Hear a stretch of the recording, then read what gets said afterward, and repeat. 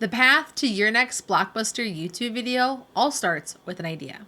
But is it a good idea? Will your audience like it? Is it even worth pursuing? This can seem daunting and stressful because if you pick something that just doesn't hit with your audience and the algorithm, it can lead to not only being discouraging, but make you feel like you're also wasting your time. I'm going to piece this puzzle together for you right now, from researching topics, studying what your viewers want, putting together the perfect title, and the right tools to help you get there, to take you from just another YouTube video to YouTube views that can give you the brand building and growth you want. The first thing that you need to know when you are creating blockbuster worthy YouTube videos is that there is something that is the driving force behind it to work, and that is going to be the YouTube algorithm.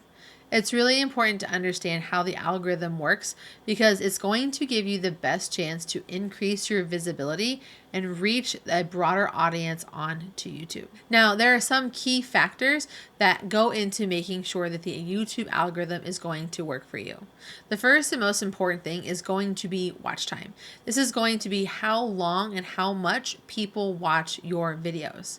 Basically, the longer into the video it is that they make it, and if they go watch other videos you've made, that's going to trigger to YouTube, hey, this person, this creator made a video people want to watch. I'm going to go find more people like that viewer and put this creator's video in front of them. This is going to allow for you to get increased engagement and, of course, help you build more relevancy. When we're looking to get more engagement on a video, which is when they hit the like button, comment below, or even share your video, that's another thing that triggers to the YouTube algorithm that this person not only created a video people want to watch, but people want to do things with. We also need to factor in things like relevancy. Relevancy allows for your content to be grouped together with other relevant content. A great way for your content to get discovered is to have your content supported by other relevant content. All of this is dictated by the user history of the viewers,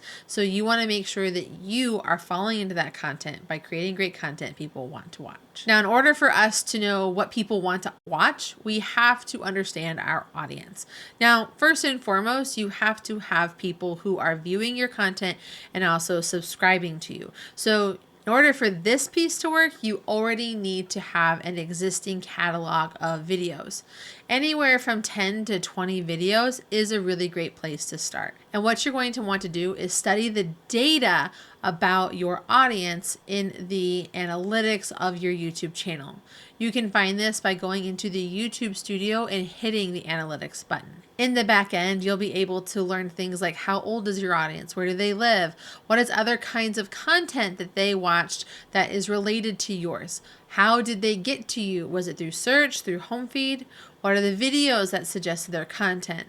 There are so many data points that we have that we can turn to that allows for us to know more about who our audience is and what they are watching. Once we figure out who they are and we know what they are watching, we can create more content for them and more content that is relevant to them based on their existing viewer behaviors. Next, we want to look at analyzing trends and insights into our own specific industry. First things first is going to be trend research. You're going to want to conduct a very thorough research to identify what are the emerging trends and popular topics in your niche. It's obviously very easy for me to just say that, but I do have some tools that are going to make this really easy for you. First, we have Google Trends. Google Trends allows for you to research your niche based on keywords and topics you want to create content around. You're going to be given a lot of data around these keywords from trends. You'll not only learn about how long that topic has been around and what the trends have been over time, but you also get information like where your audience is and what are some related topics that are relevant to that subject that are popular on the internet right now. As an added bonus, you can also compare keywords so you can see which of the two topics would be more beneficial for you to create around. Another great tool for figuring out what content you should make would be vidIQ. vidIQ is a Chrome extension and website that you can use that allows for you to study the data of your channel specifically, as well as the keywords that you want to be known for.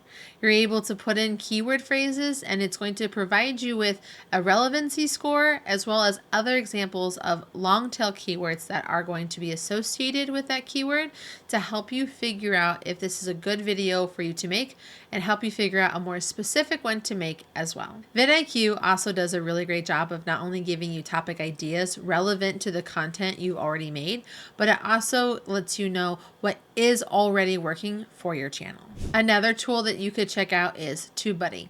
TubeBuddy is much more SEO, search engine optimization focused, and focuses on helping you do the same things that vidIQ does, but also has a lot of administrative tools attached to it that allow for you to execute on effective videos for your YouTube channel. Another thing for you to consider when you're analyzing content and trends is to figure out what's happening in the world culturally, what's happening in your industry, and what is happening in pop culture. When you know what's going on in the world, it allows for you to not be tone deaf to what is happening so you can make more relevant content. Additionally, by studying your industry, you'll know about what is happening seasonally and what some of the industry norms are for your content. You understand your industry and how it works on a monthly, quarterly, and annual basis, so you can really lean into those topics to stay relevant. The next thing that we need to make sure we're analyzing when we're putting together our content is what is the professional objective of your video? Are you looking to get views and subscribers? Is this a sponsored video, or are you trying to promote an affiliate? Maybe you have other money-making agendas attached to your content. Maybe you're trying to grow your email list. It's really important for you to understand the professional purpose of your video because that can dictate what needs to happen in the video.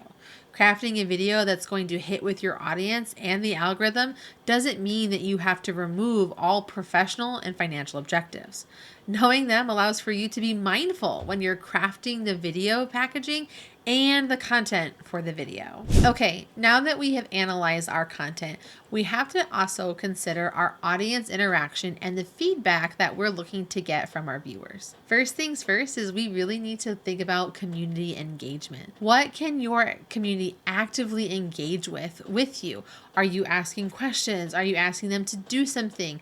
What can you do in your videos and in your descriptions and in your social sharing that's going to activate engagement? Engagement is going to also include responding to comments and, again, soliciting feedback from the people that are watching your videos. As an added bonus, you're going to get direct audience insights. People are going to ask you questions in your comments. They're going to tell you what they do or don't like. And of course, they're going to tell you, hey, can you make this video for me? Because I'm trying to figure out how to do them. Sometimes the best place to get your next video idea is in the comment section. So make sure you're listening to your audience and also asking them questions. Now, a very important thing for you to take into account when you are putting your videos together for being successful is going to be the role of keywords. Now, the current state of keywords is kind of in a weird place on YouTube. According to YouTube, keywords don't play as much of a role in YouTube's success as they once did.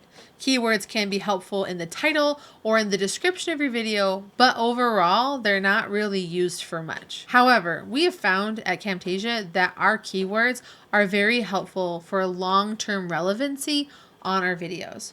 We're able to put the keywords that we want to be associated with in our meta tags, and it allows for us to continue to be found through YouTube search.